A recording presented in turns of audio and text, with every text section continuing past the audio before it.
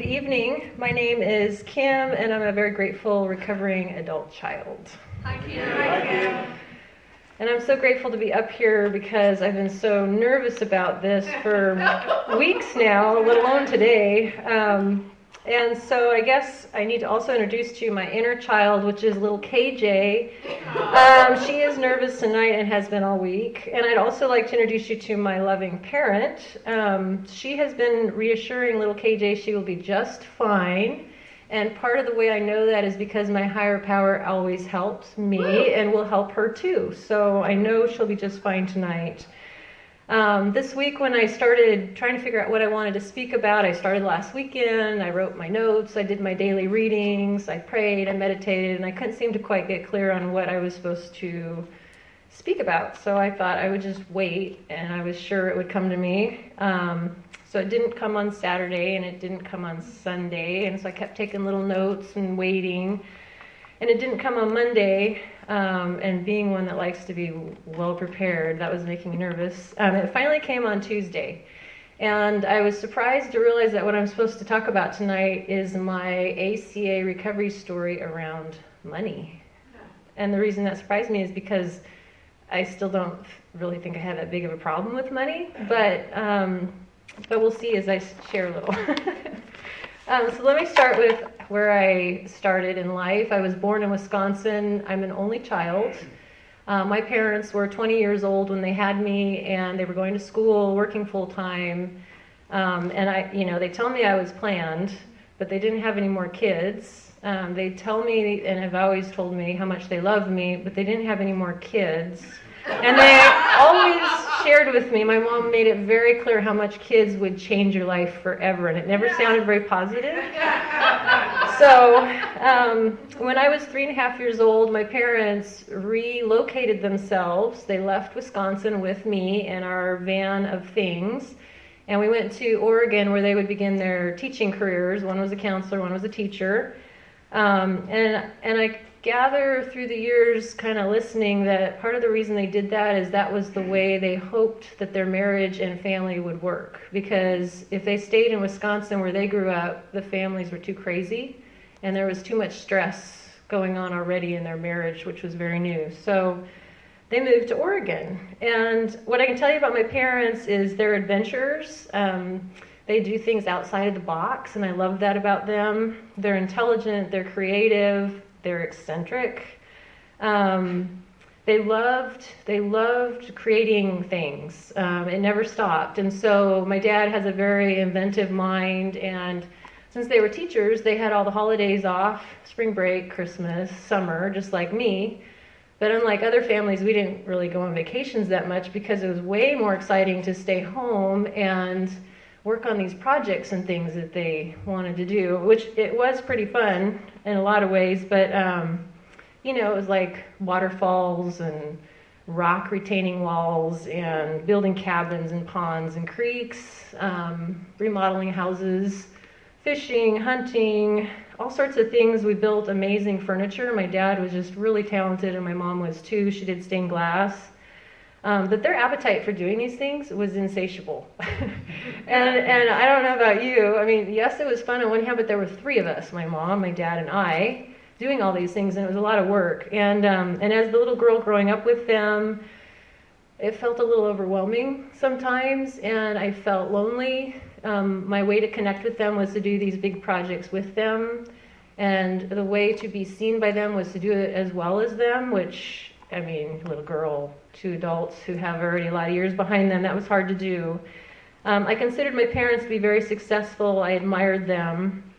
And my parents did notice me when I performed well at school, and they taught me to save money, and I started doing that at a very young age. They taught me by, whenever I get gifts from my family back in Wisconsin that was money, it would go in the piggy bank that was locked.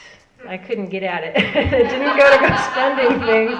So they taught me from a young age to save my money, and they helped me invest that money at a young age, and so I learned how to save money, and I was told it would be the way out one day.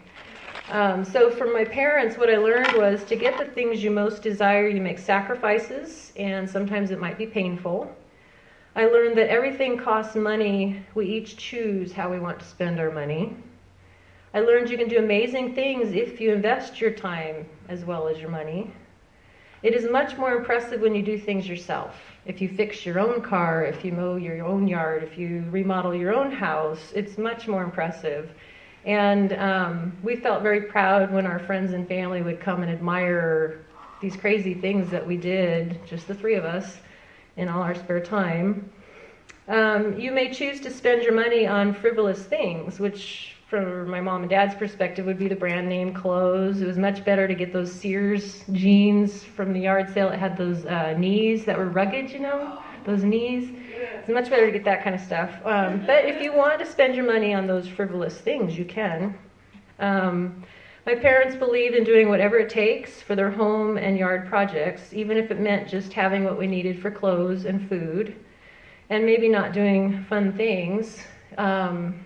We seem to still have money to go for pizza and drink beer on Friday nights, because that's what my parents did with their friends. But we didn't have money for other things like going to movies or whatever during those times, or we were doing whatever it takes. And I admired that. My parents paid their own way through college, and they told me many times while I grew up how they never asked for any money from their parents ever after leaving home, and they never ever went back home. And my mom made it very clear, well, it would be okay if I came home just for a short period of time, but it really wouldn't be okay to come home for longer than that, because I wouldn't be successful if I did that. My parents taught me the fun of giving gifts, and that those that you make are much more personal. And so it is worth it to give people these gifts, even if you had to sacrifice a little bit along the way. I also learned it is selfish not to share my time and my things with others. And they, I don't know, it seemed like as an only child I had trouble sharing, according to my parents, which I probably did. But a little bit of work in ACA has made me wonder if maybe I just didn't get to have boundaries growing up. I didn't get to have my own things. It's like everything was fair game. I had to share everything. Anyway, when I left home, I successfully implemented the things I learned from my parents. I saved money and invested for retirement. I purchased homes and yards that had potential, and then I started trying to fix them up. I obtained my college degrees without any cost to my parents, and I never asked for any financial help after leaving home, nor did I ever go back home, other than to visit. I generously gave gifts and shared my time with others at all costs because it felt good in that moment. And I gave whatever it takes in my job, my marriage, with my kids, and on projects supporting the home and yard improvement efforts. As a result, everything looked great. I had the pretty home, nice cars, 2 beautiful kids, a handsome husband, the beginning of a solid military career, a dog, and a cat. And my parents bragged to all their friends about me, so I was a success. What was really going on is I had been dealing with eating issues since the beginning of high school, and had gotten counseling during college to support my healing process.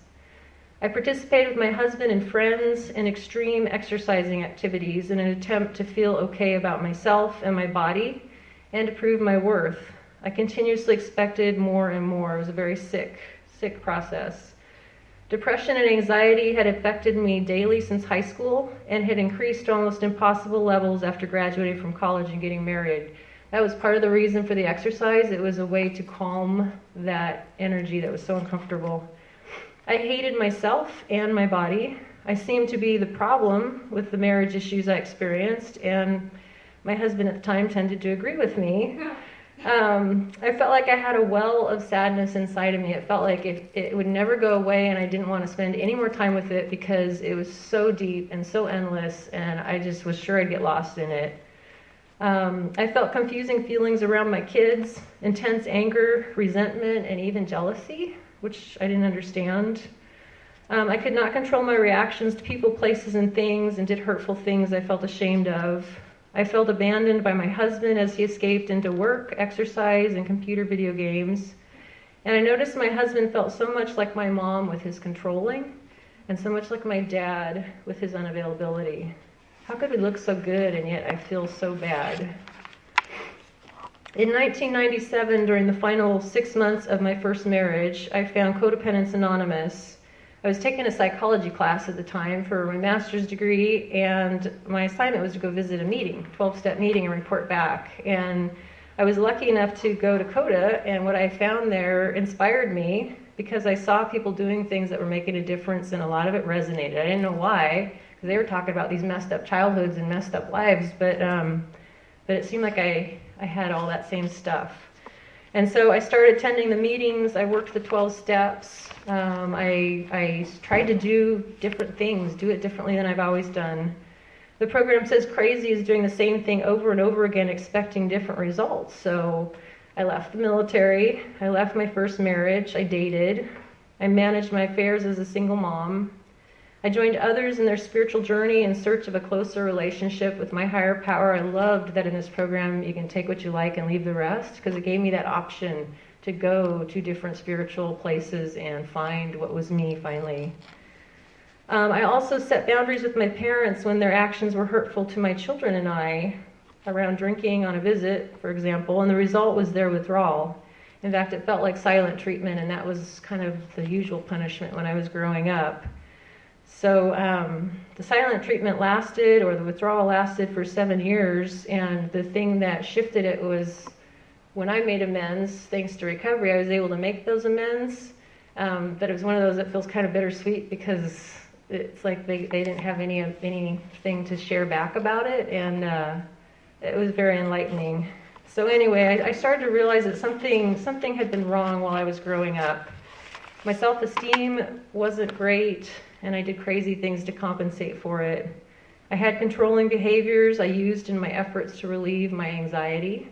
Hopefully if I made you do this or did that just right, I'd feel better. I definitely was codependent, placing others' needs before my own.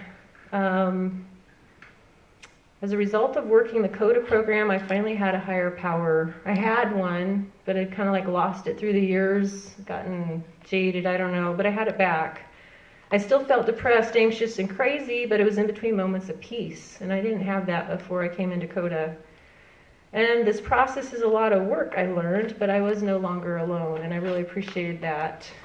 However, after a number of years working CODA, some things started looking a little crazier to me. I'd been in and out of relationships with partners and recovery friends struggling with food, alcohol, sex, and or money challenges, if not addictions.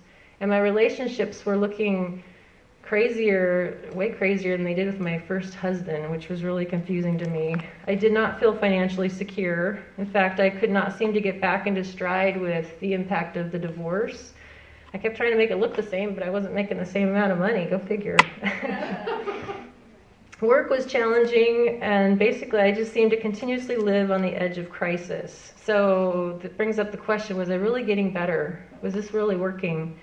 And thankfully, program people reassured me it sometimes does get worse before it gets better.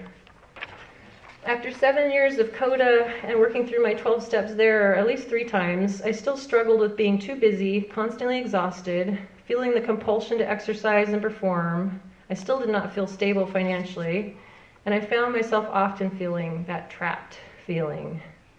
In May of that year, something shifted in my body and I became very sick. I went out of work on disability and was home for 6 weeks. Tried to sleep it off, nothing changed, and I realized, shoot, I'm going to run out of money with this disability if I don't get back to work. So I was able to work part-time, and that sickness lasted for 3 years plus. I got well enough after 3 years that I could finally go back to full-time work, and then it just took a number of years, and it slowly left my body, whatever it was. So during that time, I could not exercise. Who knew how much I relied on exercise to feel sane? I couldn't perform my old assignments at work. Who knew how much I needed to perform?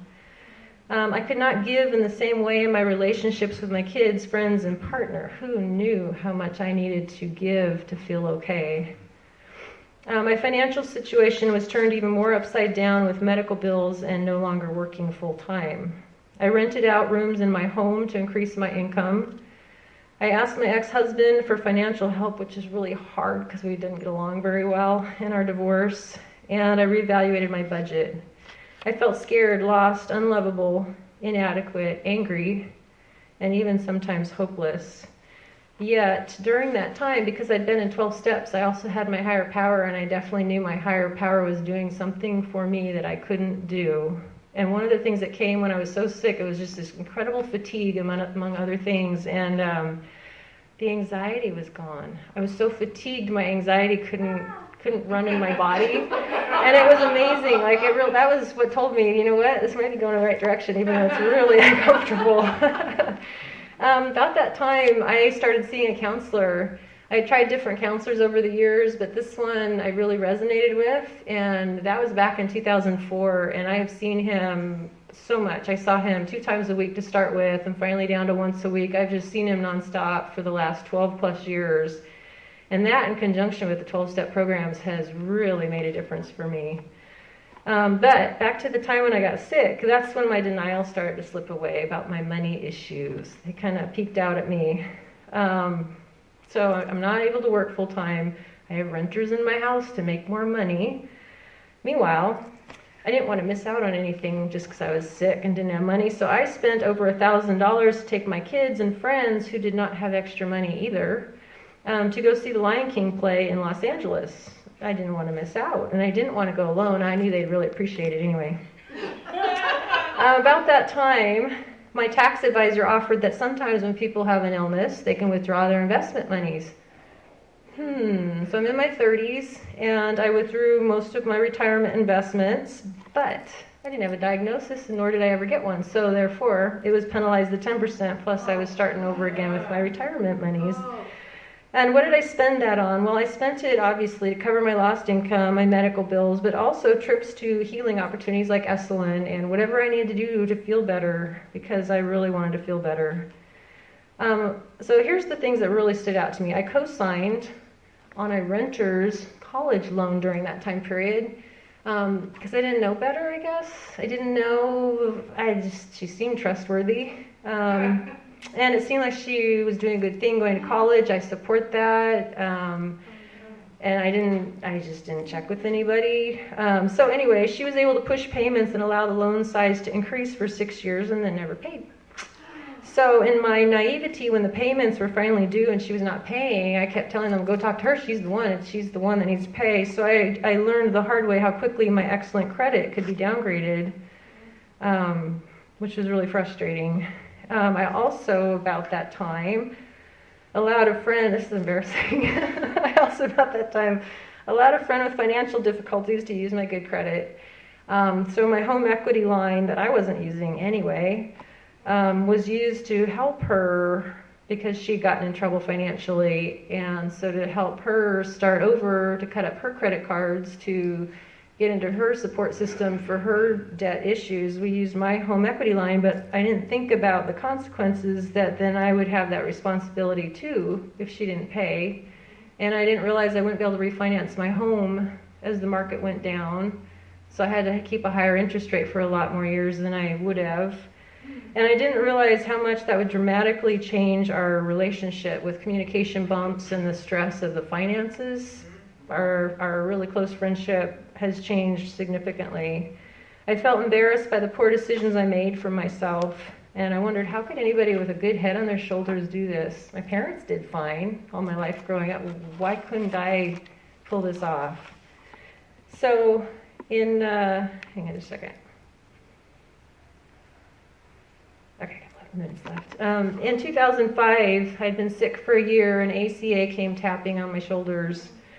I purchased the Red ACA book, and I attended my first meetings. However, those first meetings really scared me because they're reading from the Red book, and that book has amazing things in it, and I was emotionally overwhelmed when I went to those first meetings, and I couldn't convince any of my surrounding circles at the time of people to come with me to those meetings, so I kind of chickened out for a couple of years. But by 2007, a couple of years later, I finally had gotten enough people together that they were willing to work the yellow 12-step workbook with me. And I was shocked to see some laundry lists there that came from my childhood, which means my childhood must not have been as perfect as I thought it was.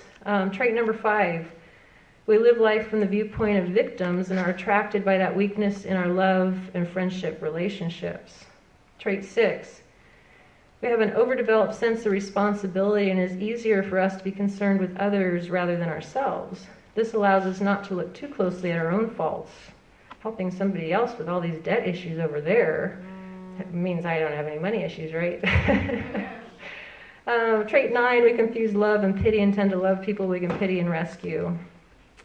So basically what I was learning is I needed to dig a little deeper and find out what was really going on for me. And so I started working the ACA program pretty heavily. I really appreciate in ACA the safety that I find in the meeting rooms. I need that safety to dig deeper, where I have that soft underbelly, if you will. And I started working the 12 steps. And so step 1, it was crazy to spend more money than I had. It was crazy to give my money or credit to others when it hurt me. It was crazy to expect healthy relationships when I overstepped the boundaries of generosity. I was powerless and I surrender. Step 2, I have a higher power. I am willing to accept help around these traits and character defects that are causing me these money issues. Step 3, higher power, please help me with this craziness around money that is affecting my relationships and my financial freedom. Step 4, I practiced self-honesty and courage as I looked back through my family history to unpack my story and figure out how in the world I had gotten here. What is this thing with money and these traits that are getting in my way? My step 4 inventory revealed my parents' way of living and doing projects taught me to live on the edge.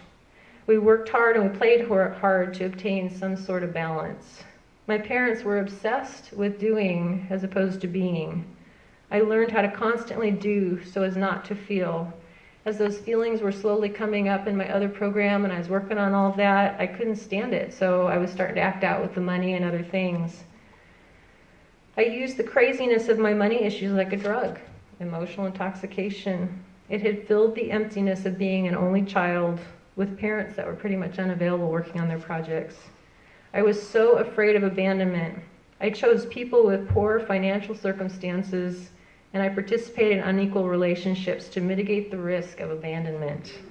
I was so often abandoned and felt really scared growing up. I was so alone feeling. I had little ability to experience pain, mine or another's, so I gave money to help that person in pain. It would help them feel better, right? So then I'm better too. My self-esteem at that time was still so low, I didn't think I deserved more than another. Why were they having such a hard time? Why did I deserve to have the money? Well, here, let me help you. Let me give it to you. It's like I discounted or minimized how hard I had actually worked to get to where I was. Somehow I forgot that. So step by step, step 5, I admitted all of this to myself, a higher power, and all these money issues to people that I trusted, and I learned to be really honest. Step 6, I became willing to let go of the things that were getting in my way. Step 7, I practiced humility and I asked God to remove these shortcomings. Step 8, I practiced willingness and self-forgiveness. I looked more closely at how my financial issues had really hurt others as well as myself. While it seemed generous to give to them, I was enabling their financial issue to continue and not helping them reach their bottom. I was enabling unequal relationships. When I provided the money or credit, I was in a position of power over another. I selfishly attempted to control others by having them owe me. They wouldn't abandon me then, hopefully. I gave to others to temporarily fix my feelings of inadequacy or to stop the pain I felt when someone I cared about was in pain. I resented others when they did not appreciate my gift enough. I resented and judged others for the eventual consequences neither they nor I anticipated. By giving away too much, I was then not fully self-supporting and I had to rely on others. So I'm giving my money away to help them or giving credit away, but then I don't have enough. So then I can't really show up in the other relationships I have because I'm not self-supporting. I could see how important it was to move on to step 9 and make my amends. So my amends that came around this issue with money is to live within my means today, to keep it simple, to not give unreasonably to others out of respect for me and them, to not compromise equality of relationships with the power of money. I must choose freedom from entanglements with money. I cannot choose relationships with strings today. I have to learn how to sit with others in their pain and to sit with myself in pain and do nothing sometimes. And today that's part of my amends process. Part of my amends is practicing, obviously, forgiveness and courage every day. So before we get to the maintenance steps, 10, 11, and 12, let me introduce my husband. While I was becoming very clear on the depth of my money issues using the ACA steps, in 2007 I met my husband at a work conference. We kept in touch for a year and began dating in 2008. By 2009, we got married and began the rigorously honest process of managing our individual and shared finances. I had learned all these new things about myself, and I was in my living amends. Could I make this work in my new relationship? Could I trust myself? Could my new husband trust me? I was blessed with accountability and willingness to consider new ideas. When we put our ideas together, we came up with an excellent and workable budget.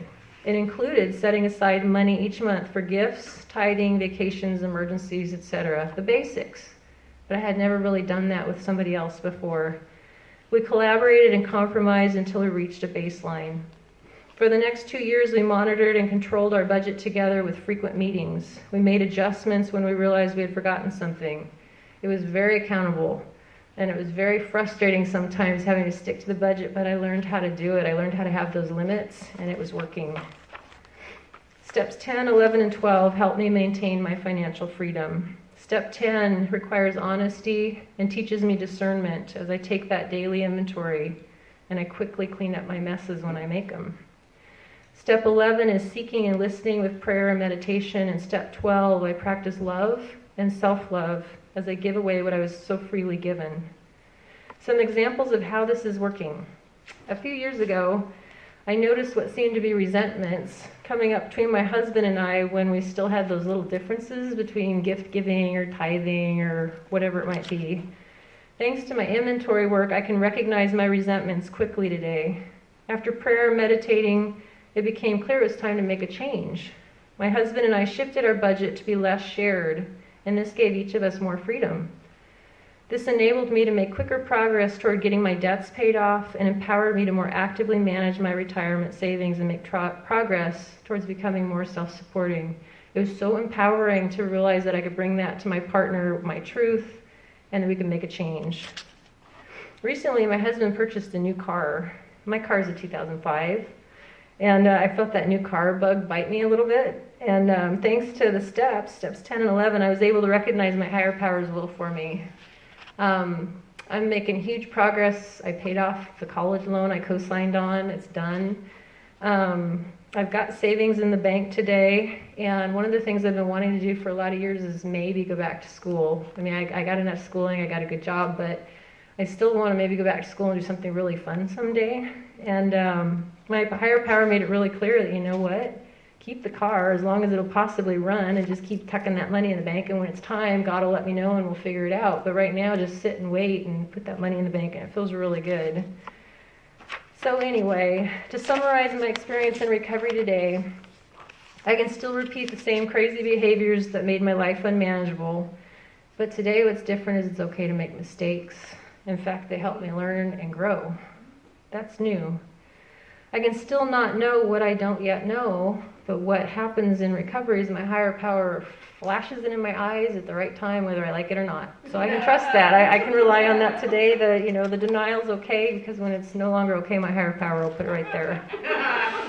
I can feel trapped, abandoned, and distressed, but today these are signs to dig deeper, to choose to be curious and see what's underneath there. My inner child still takes me places I no longer want to go because she can't help it. She doesn't know better. But every time I work my 10-step process, I'm getting to know her better, what her needs are, how to help her more. My inner loving parent is growing new skills every day and so much wants to know that little girl. There are legitimate reasons for why I made such crazy decisions around money in the past. And if I use my tools from this program, if I use my higher power, I won't make those same mistakes again. They'll be different. I'll get to learn from them too. I have forgiven myself today, and I can celebrate just how darn human I am. So the promises I'm finding are coming true for me today. Thanks to recovery, I'm with a partner who is financially self-supporting. Promise 8. We will choose to love people who can love and be responsible for themselves. I no longer stretch my budget past its limits, specifically by gifting too much. Promise 9. Healthy boundaries and limits will become easier for us to set. My financial advisor says I'm on track for retiring at 62 if I keep doing what I am doing. Promise 6, we will enjoy feeling stable, peaceful, and financially secure. And I no longer compare myself to my parents or others to decide if I'm successful. Instead, promise 2, our self-esteem will increase as we give ourselves approval on a daily basis. Today I find strength by praying and asking God to help me set up my budget and make all my financial decisions. I find strength by committing to be fully self-supporting and taking action steps every day. I find strength by recognizing I have financial weaknesses. I don't trust myself to be financially savvy these days, so instead I get advice from a financial advisor, a tax advisor, a counselor, or other recovery people to figure out what their experience has been and then move forward after praying to my higher power. Today I do what I say I will do. I pay myself first in accordance with my budget. My budget includes self-care, savings for the future, gifts, tithing, and it feels so wonderful to have generously set up my budget and then stick within those limits. So what I'm finding is by working my steps daily, I can trust myself with money. My hope is that I can live the promises more fully every day and help others do the same. And I do hope that I continue to grieve this stuff that kicks up, that's embarrassing, that makes me feel sad, and connect the dots. Because in this program, as soon as I connect those dots, it's so okay. Like that's where I can heal, and that's where I can begin to live again. So, in closing, I just want to share how grateful I am for this program. When I came in, I thought 12 steps was 12 steps, but coming into ACA, what I'm finding, there's safety here. The words that come up in our readings so frequently is gentleness, humor, love, and respect.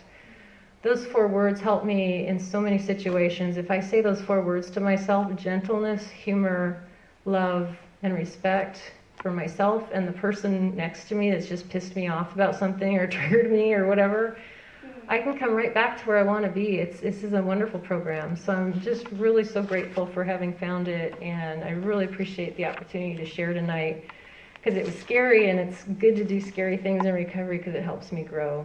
So thank you.